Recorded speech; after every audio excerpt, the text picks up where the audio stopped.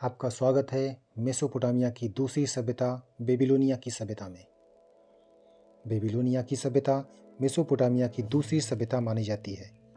कहा जाता है कि सेमेटिक जाति के लोगों ने इस सभ्यता का निर्माण किया, जो सुमेरिया के आसपास के रेगिस्तानी क्षेत्रों में खानाबदोशी जीवन यापन करते थे।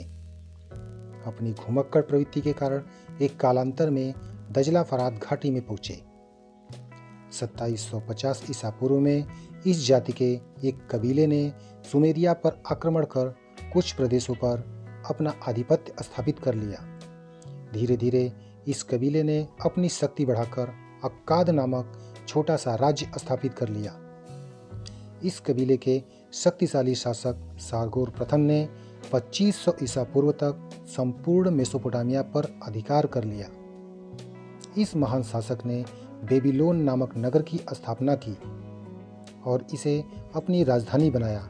इसी नगर के नाम पर यह सभ्यता बेबीलोनिया की सभ्यता के नाम से प्रसिद्ध हुई। 2500 ईसा पूर्व तक बेबीलोन नगर की स्थापना तथा राजधानी बनाने के बाद लगभग 200 वर्षों तक अक्काद वंश का शासन बना रहा।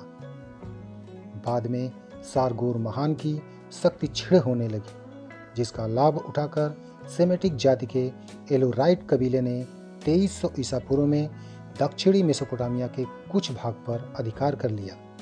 इसके बाद 2200 ईसा पूर्व के लगभग एमोराइट कबीले ने मेसोपोटामिया पर आक्रमण कर अधिकांश भाग पर अपना आधिपत्य स्थापित कर लिया। हम्मुराबी इस वंश का शक्तिशाली शासक था, जिसने 2124 ईसा पूर्व से 2080 ईसा पूर्व तक बेबीलोनिया पर शासन किया। हम्मुराबी बेबीलोनिया की सभ्यता का सबसे महत्वपूर्ण व शक्तिशाली शासक था। इसने बेबीलोन पर 42 साल शासन किया। अपने शासन में इसने कई छोटे राज्यों को जीतकर एक विशाल साम्राज्य की स्थापना की। इस महान शासक के शासनकाल में बेबीलोन की सभ्यता अपने चरम शिखर पर थी। हम्मुराबी विश्व का प्रथम कानून निर्माता था। उसके द्वारा स्थापित कानूनों की उपयोगिता आज भी बनी हुई है। हम्मुराबी ने स्वस्थ समाज एवं राज्य की स्थापना के लिए कानून तैयार करके उसे पत्थरों पर उत्कीर्ण कराया। 1902 ईस्वी में सूसा, जिसे आज ईरान कहते हैं, उसकी खुदाई में फ्रांसीसी खोजकर्ता को 8 फीट के लंबे बेलनाकार पत्थर पर उत्कीर्ण हम्मुराबी की कानूनी संहिता प्राप्त हुई। इसमें हम्मुराबी को सूर्यदेव से कानून अर्जित करते हुए दिखाया गया है। हम्मुराबी का यह महत्वपूर्ण विधि लेख लंदन के संग्रहालय में सुरक्षित रखा गया है। हम्मुराबी की विधि संहिता में 285 धाराएं और लगभग 3600 पंक्तियां हैं। हम्मुराबी ने इस कानून संग्रह में बैंकिंग के नियम, गिरवी रखने के नियम, श्रमिकों और मालिकों के कर्तव्य एवं अधिकार, ब्याज दरों के निर्धारण की विधि, कतिपय सामाजिक नियम, यथा विवाह, उत्तराधिकारी आदि के विधान पर अपराधों के लिए कठोर दंड की व्यवस्था की थी।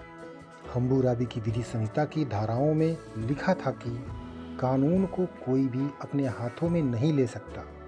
अपराधी को सजा देने का काम सरकार का है। कानून अमीर गरीब के लिए समान है। सभी प्रकार के ठेकों के लिए नियम निर्धारित किए गए। कर्जदारों को राहत देने के लिए रेहन रखने की प्रथा चालू की गई। ब्याज की दरें निर्धारित की गई। मुआवजा देने की व्यवस्था चालू की गई। नौकर तथा नौकर मालिक दोनों के लिए नियम बनाए गए। श्रमिकों की मजदूरी तय की गई। यदि कोई व्यक्ति दूसरे व्यक्ति पर हत्या का आरोप लगाता है तो उस पर हत्या का आरोप लगाया जाता है, लेकिन यह साबित नहीं कर सकता कि अभियुक्त को मौत के घाट उतार दिया जाएगा। यदि कोई व्यक्ति किसी मामले में गलत गवाह रखता है या उस गवाह को स्थापित नहीं करता है जो उसने दी है, यदि वह मामला जीवन से जुड़ा मामला है तो उस व्यक्ति को मौत के घाट उतार दिया जाएगा। यदि कोई व्यक्ति चोरी करता पकड़ा जाता है तो वह मृत्युदंड का अधिकारी होता है। यदि कोई पुत्र अपने पिता पर प्रहार करता है तो वे उसका हाथ काट दिए जाते थे। यदि कोई व्यक्ति किसी दूसरे की आंख फोड़ता था तो उसकी भी आंख फोड़ दी जाती थी। यदि कोई व्यक्ति किसी की हड्डी या हाथ पैर तोड़ता था तो उसकी भी हड्डी या हाथ पैर तोड़ दी जाती थी। यदि वह किसी व्यक्ति के दांत की आंख को नष्ट कर देता है या किसी व्यक्ति के दांत की हड्डी को तोड़ देता है तो उसे किसी कीमत का आधा हिस्सा चुकाना होता था। यदि किसी व्यक्ति की स्त्री किसी दूसरे पुरुष के साथ लेटी हुई पकड़ी जाती है तो उसे बांधकर पानी में फेंक दिया जाता था। इसी प्रकार इस संहिता में बहुत सी धाराएं थीं। बेबीलोनियन समाज मुख्य रूप से 3 वर्गों में विभाजित था: उच्च वर्ग, मध्यम वर्ग एवं निम्न वर्ग। उच्च वर्ग में पुरोहित, राज परिवार के सदस्य, राजा को परामर्श देने वाले सदस्य एवं उच्च अधिकारी आते थे। मध्य वर्ग में व्यापारी एवं किसान आते थे। निम्न वर्ग में दासों और बंदियों का था। इनकी दशा अत्यंत शोचनीय थी। बेबीलोनिया की सभ्यता में स्त्रियों की स्थिति के विषय में इतिहासकारों में मतभेद रहा है। प्रसिद्ध इतिहासकार हेरोडोटस के अनुसार यहाँ के समाज में स्त्रियों की दशा शोचनीय थी। देह व्यापार का व्यापक प्रचार था। परंतु H.G. वेल्स का कहना है कि बेबीलोन के समाज में स्त्रियों की दशा अच्छी थी। उन्हें पर्याप्त सम्मान प्राप्त था। राज्य की ओर से भी स्त्रियों को विशेष अधिकार दिए गए थे। बेबीलोनिया के निवासी शाकाहारी एवं मांसाहारी दोनों थे। अनाज, फल, मछली एवं दूध इनका मुख्य भोजन था।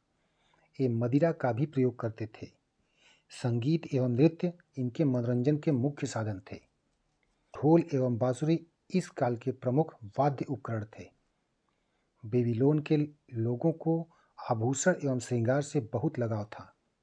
बेबीलोनिया की आर्थिक संरचना कृषि पर आधारित थी। उपजाऊ प्रदेश होने के कारण उपज अच्छी होती थी। अनाज, खजूर, जैतून और अंगूर यहाँ की मुख्य उपज थी। कृषि के साथ लोग पशुपालन भी करते थे। गाय, भेड़, ऊंट और बकरी इनके प्रमुख पालतू पशु थे। बेबीलोन वासियों में आस्था एवं अंधविश्वास कूट-कूट कर भरा था। सूर्य, चंद्रमा, आकाश देवता, प्रेम की देवी, सूर्य का पुत्र इनके प्रमुख आराध्य देव थे। मार्दुक देवता, जिसे सूर्य का पुत्र कहा जाता है, एक विशाल मंदिर बेबीलोन नगर में प्राप्त हुआ है, जिसमें हम्मुराबी की विधि संहिता का अंकन प्राप्त हुआ है। बेबीलोन के निवासी परलोकवाद एवं पुनर्जन्म में विश्वास करते थे। विद्वानों का मत है कि 65,000 देवी देवताओं की पूजा करते थे। सुमेरिया की किलाकार लिपि सुधारों के साथ बेबीलोनिया की लिपि बन गई, जिसमें 300 शब्द थे। बेबीलोनियन साहित्य धार्मिक था। इस समय के साहित्यकार धार्मिक उपदेश, कहानियाँ, कविताएं एवं महाकाव्य लिखने में विशेष रुचि रखता था। गिलगमेश महाकाव्य इस समय का सर्वाधिक प्रसिद्ध महाकाव्य था। युद्धों के वर्णन, साहसिक कार्य, मित्रता, रति प्रसंग आदि इस महाकाव्य के प्रमुख विषय थे। वेरिसस इस काल का प्रसिद्ध इतिहासकार था। इसने 280 ईसा पूर्व में बेबीलोन के इतिहास को लिपिबद्ध किया था। भाग्यलेख, एटन गड़रिया की कथा, अमद मछुए की कहानी, मानव के आकाश में उड़ने की सबसे बड़ी कहानी इस काल की प्रमुख कहानियां थीं। बेबीलोनिया के लोगों ने विज्ञान एवं गणित के क्षेत्र में पर्याप्त उन्नति की। गुणा के नियम तथा 1, 10 और 100 के अंकों का प्रथम आविष्कार बेबीलोनिया के गणितज्ञों की देन है। बेबीलोनिया के लोगों ने ग्रहों की स्थिति का अध्ययन कर चंद्रमा और सूर्य ग्रहण की भविष्यवाणी की। उन्होंने एक पंचांग का निर्माण किया। ऐसा प्रतीत होता है कि ये दशमलव प्रणाली से भी परिचित हो चुके थे। इन्होंने धूप घड़ी एवं जल घड़ी का भी आविष्कार कर रखा था। बेबीलोनिया के निवासी अंधविश्वासी थे। भूत प्रेतों को वे बीमारी का कारण मानते थे। विद्वानों ने बेबीलोनिया को खगोल विद्या की माता कहा है। बेबीलोनिया की सभ्यता में विभिन्न प्रकार की कलाएं विकसित हुईं। स्थापत्य कला के क्षेत्र में बेबीलोनियन शिल्पकारों ने भव्य एवं विशाल देवालयों का निर्माण किया। मूर्ति कला के क्षेत्र में भी मूर्तिकारों ने विभिन्न प्रकार की मूर्तियों का निर्माण किया, किंतु ये मूर्तियां में जीवंतता एवं सजीवता लाने में सफल नहीं हो सके। इस सभ्यता के लोगों ने चित्रकला का भी विकास किया। प्रकृति के दृश्यों के चित्र, राजाओं के चित्र, पशुओं के चित्र इस काल के चित्रकारों के मुख्य चित्रण थे। बेबीलोनिया के राजमहलों तथा देवालयों की दीवारों पर इस प्रकार के चित्रों के अंकन प्राप्त हुए हैं। बेबीलोन के चित्रकार 7 रंगों का प्रयोग करते थे। बेबीलोनिया में वस्त्र निर्माण, मुद्रा निर्माण, मिट्टी व धातु के बर्तनों का निर्माण, आभूषण निर्माण आदि की कला पर्याप्त उन्नत अवस्था में थी। इस काल में निर्मित झूलते हुए बाग संसार के आश्चर्यों में माने जाते हैं। विश्व की प्राचीन सभ्यताओं में बेबीलोनिया की सभ्यता का विशिष्ट स्थान है। बेबीलोन ने ज्योतिष विज्ञान, गणित, दर्शन एवं चिकित्सा विज्ञान की आधारशिला रखी। साहित्य के क्षेत्र में महाकाव्यों एवं लोकप्रिय कहानियों की रचना की, एक पंचांग बनाया एवं ग्रहों नक्षत्रों का नामकरण किया तथा लोगों को खगोल विद्या का ज्ञान कराया। बेबीलोनिया ने संसार को मीनारे व गुंबद बनाना सिखाया। मानव को कानून का ज्ञान बेबीलोनिया सभ्यता हम्मुराबी की विधि संहिता की देन है। हर्मशा के अनुसार बेबीलोनिया की सभ्यता हमारे विधि विधान, हमारे ज्योतिष ज्ञान, कैलेंडर, समय विभाजन आदि में भी जीवित है। यह सभ्यता 100 वर्षों तक ही चली। 1700 ईस्वी पूर्व में केसाइट लोगों ने बेबीलोन पर आक्रमण करके उस पर अधिकार कर लिया और बेबीलोन सभ्यता का अंत हो गया।